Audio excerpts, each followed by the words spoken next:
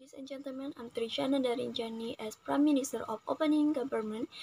In this House, believe that the enforcement of the ITE limits the user's freedom of speech.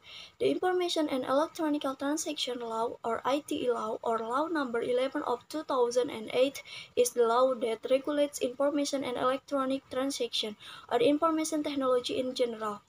This law has jurisdiction that applies to every person who carries out the law regulated in this law, whether in the territory of Indonesia or outside the jurisdiction of Indonesia, which has legal consequences in the jurisdiction of Indonesia and or outside the jurisdiction of Indonesia and is detrimental Indonesian interests.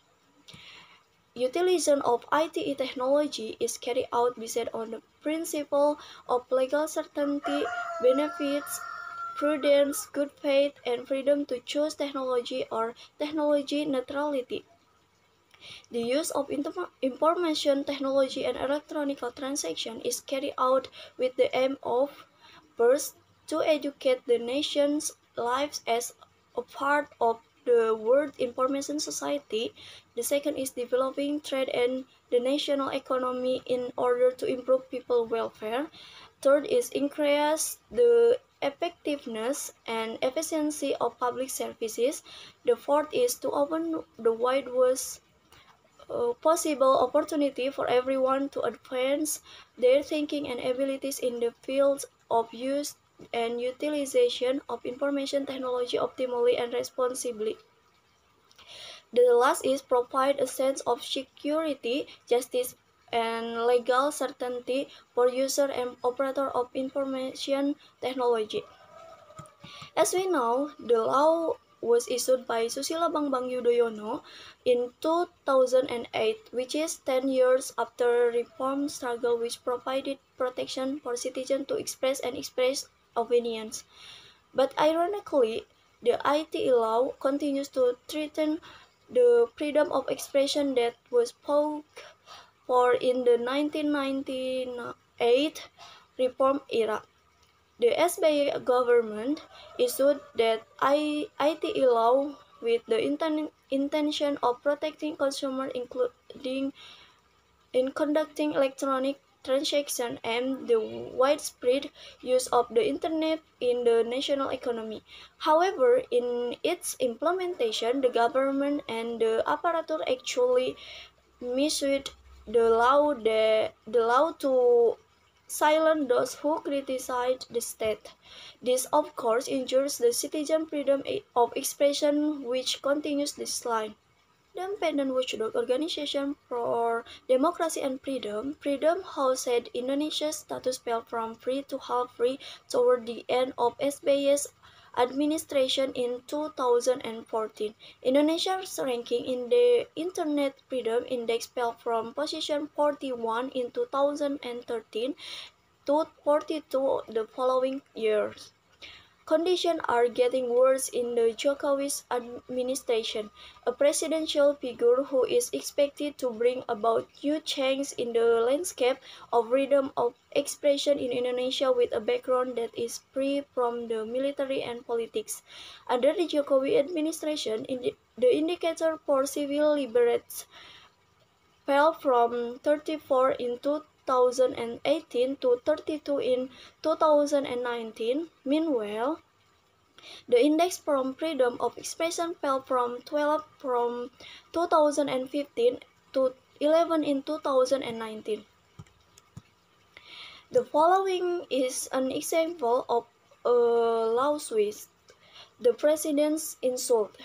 The decline in freedom appears to be due to the strengthening of the role of the police and the extensive use of power in safeguarding the reputation of government institutions, especially the president. According to Amnesty International Indonesia's unpublished data, there were 241 people who were criminalized for criticizing Jokowi's authority or government during the period October 2014 to July 2019. Now have heard it, the most complicated people were those who were demanded to hate and insult President Jokowi. The number is 82 of the total 241 cases, or more than a third. Of the total 82, the majority, 65 people, were convicted of insulting Jokowi on social media. The rest occurred through offline media such as speeches and demonstrations. The majority of the punishment for expression on social media come from the police's initiative to monitor cyber media. An example that stands out is the case of Sri Rahayu, a housewife.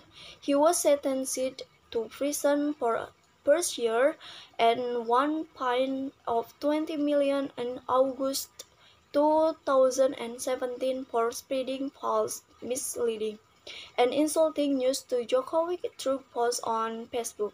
In fact, there are many other people who are similar to Sri because they have been criminalized on charge insulting President Jokowi. Sri's case is only the tip of the iceberg in terms of freedom of expression in Indonesia. The plan to revive the article on insulting the president through the revision of the criminal code will encourage repression of criticism of state officials to become more intense. This, of course, will further threaten citizen freedom of expression.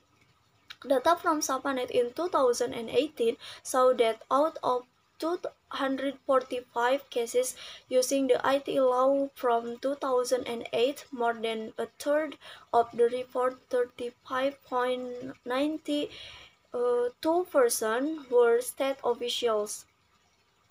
Their target are activities, journalists, civil servants, and teachers. This can be seen in South Sulawesi. There was the criminal case of Budiman Junior High School teacher in Pangkep in 2013, then the case of anti-corruption activist Muhammad Arsyad in Makassar in 2014, and civil servant Fadli Rahim in Goa in 2015. Their case was related to the criticism they aimed the authorities on social media. In all three cases, this criminalization was accompanied by physical intimidation by supporters of government officials who were the subject of online criticism. Conclusion: in the future, what can be done is to encourage the elimination of articles of the ITE law which are prone to abuse, to limit freedom of opinion, or to revise the existing rule in the ITE law so that they are clear and are no longer abused by state apparatus, especially for all viewers. That's all for me. Thank you.